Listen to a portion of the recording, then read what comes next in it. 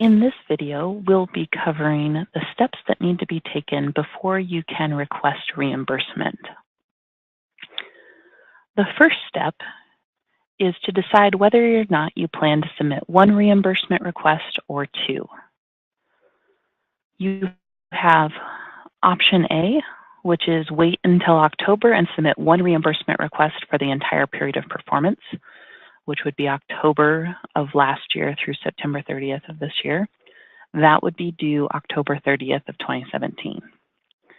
If so, you would only need to complete one progress report, which would be the 2017 Q4 progress report, and it would be the only one necessary, also due October 30th of 2017. Your option B is to submit two reimbursement requests and two progress reports. The first reimbursement request and progress report for October 1st of 2016 through June 30th of 2017 would be due no later than September 15th. The second reimbursement request and progress report for the time period of July 1st, 2017 through September 30th of 2017 would be due no later than October 30th of 2017. So you have two options, and you need to decide which option you're going to do before you can even begin to think about your reimbursement request. These two options were outlined in the subaward document that you signed for 2017, the commitment to award and accept funds with grant terms and conditions. It is found on page 12 of the grant terms and conditions document about payment requests. It is also referenced with regard to the progress reporting down with section 6. So those two options were outlined in the grant terms and conditions for reference. So after you've decided what reporting period you are going to do for your reimbursement request and progress report, you need to move on and retrieve from your financial person or system a detailed expenditure report for the same time period you plan to submit the reimbursement request. So if you are doing one for October 1st of 2016 through June 30th of 2017, you would ask your financial person to run a report for EMPG specific expenses for that time period. An example is shown here. Next, you'll want to access your EMGrants through EMGrants, your approved budget worksheet, the budget Excel document you uploaded with your application, and then review it. I'm going to show you how to do that right now. From the project level in EMGrants, this is your 2017 project. Along the left-hand side, you're on the summary tab on the left-hand side, and you're going to scroll down to the center where it says project checklist, and there's a link to your application. You can right-click, open it in a new window or a new tab, and it will appear like so. Again, you're in the project level, but now there's a colon and the word application, so you know you're in your application. Along the left-hand side, go down to documents. At document level, you're going to find your Excel document that is your budget worksheet. Open up that budget worksheet. And you're going to want to review it. What you're reviewing is to make sure that it's fresh in your mind what categories, planning, training, and exercise equipment, and what types of costs you budgeted for within your application. So here we have planning personnel, salary and benefits. We have training, salary and benefits. Also under training, we have some travel and transportation, specific to the Homeland Security Conference. Then we have exercise. Under exercise, some salary and benefits. Scrolling down, we do have one item of equipment with the estimated dollar amount. Scrolling down to organization, we also see we budgeted salary and benefits under organization as well as some office supplies. So it's important to review what you had applied for and what was approved within your application budget worksheet.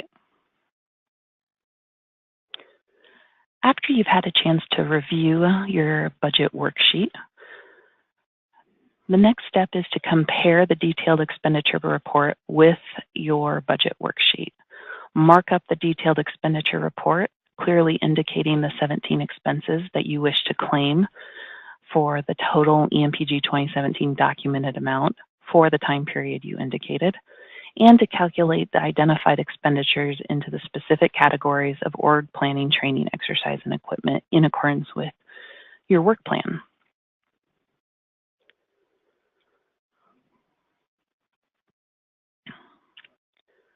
To do that, I have an example here of the detailed expenditure report, which I've taken time to go through and highlight the important areas.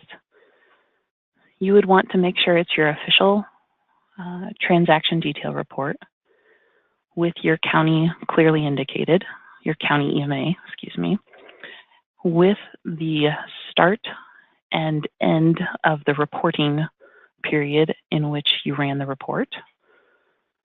And you'll have a project number, or some of you might have account numbers listed, and you'll want to make sure that's clearly identified as EMPG 17.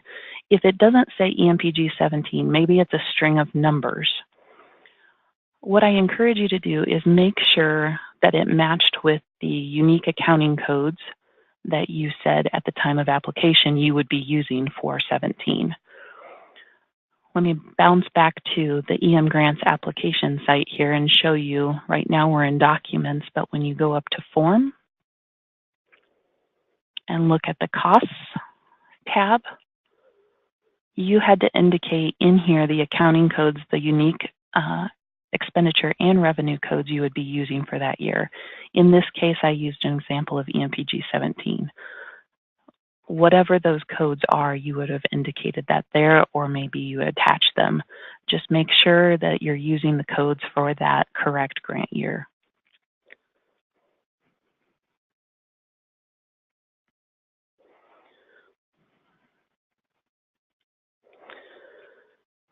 We go a little further down here and you have expenditures, the date of the expenditures, what those dates were, or what those expenses, the dates they were for wages and benefits here for different pay periods. And you can see that this pay period specifically, this dollar amount is only for the time period of October 1st, 2016 through October 6th of 2016. Remember, only expenses incurred within the period of performance are allowable under EMPG 2017. As you scroll down through here, you notice, yep, these are the correct wages and benefits.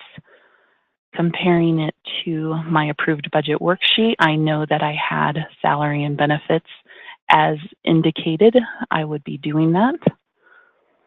So those all look like they're from the right time period.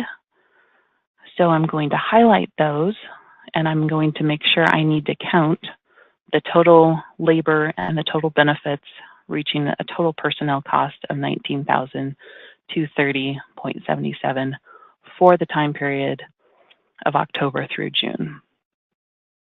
Moving down into non-personnel expenses.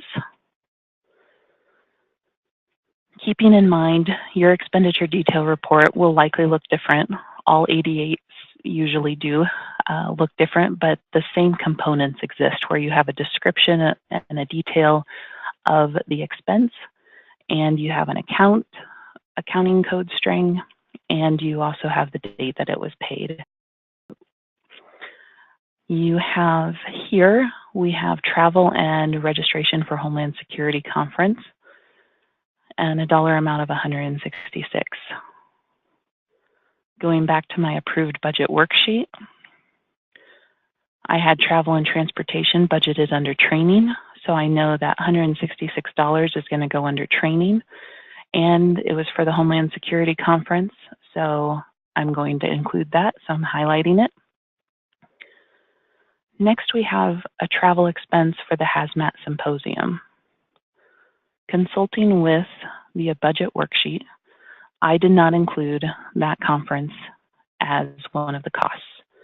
So I am going to line item through that and then make sure to consult with my financial person and uncode that, expenditure correct that to a non-EMPG 2017 code. I'm not going to include that as one of my expenses.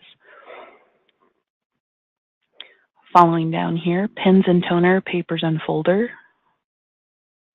In the approved budget worksheet, I know that under organization, I had those costs included in the activity for this year.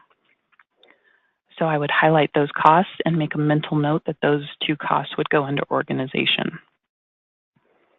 Next, we have an expense for travel for the Hazardous Materials Regional Conference in Kansas City. I know from looking at the budget worksheet that that conference was not included in the work plan in the original budget. And so I'm going to take that out, line item through it to clearly indicate to Homeland Security and Emergency Management that I am not counting it towards EMPG, and I'll make a note to talk with my financial person to remove that from this specific EMPG 2017 coding. Specific to these two travel line items, it's very important to be aware if you will be getting reimbursed from Homeland Security and Emergency Management through one of the other grant programs. I know Homeland Security Grant Program, as well as the HMEP program, offer specific travel reimbursements for certain conferences. So be aware that there's no overlap of documenting funds into grants.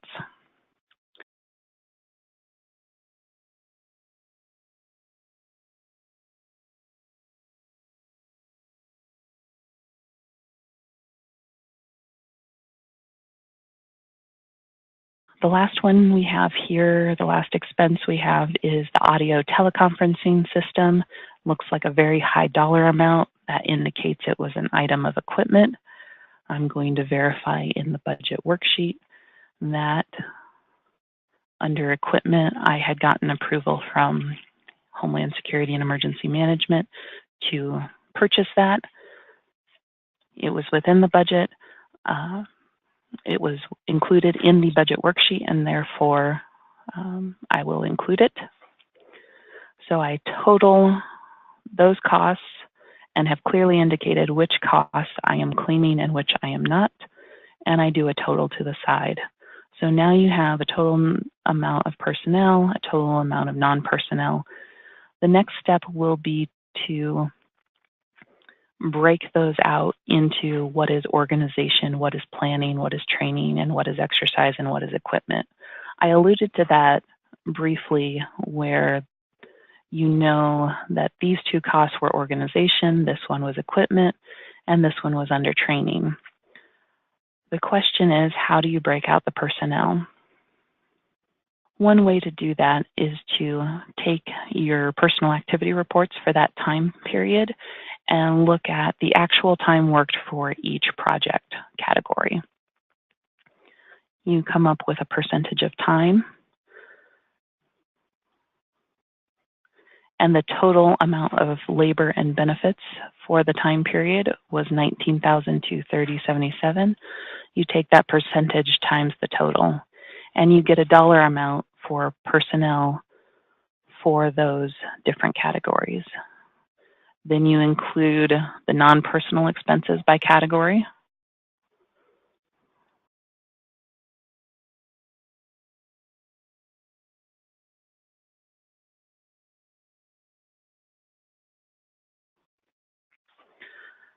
Keep in mind that the non-personnel expenses by category, you are identifying those by category. There's not a percentage necessarily that goes along with the non-personnel. The percentage is usually only applied to personnel, wages and benefits. That gives you total EMPG expenditures, which those are the dollar amounts that you are going to need for completing the request for reimbursement in Part 2.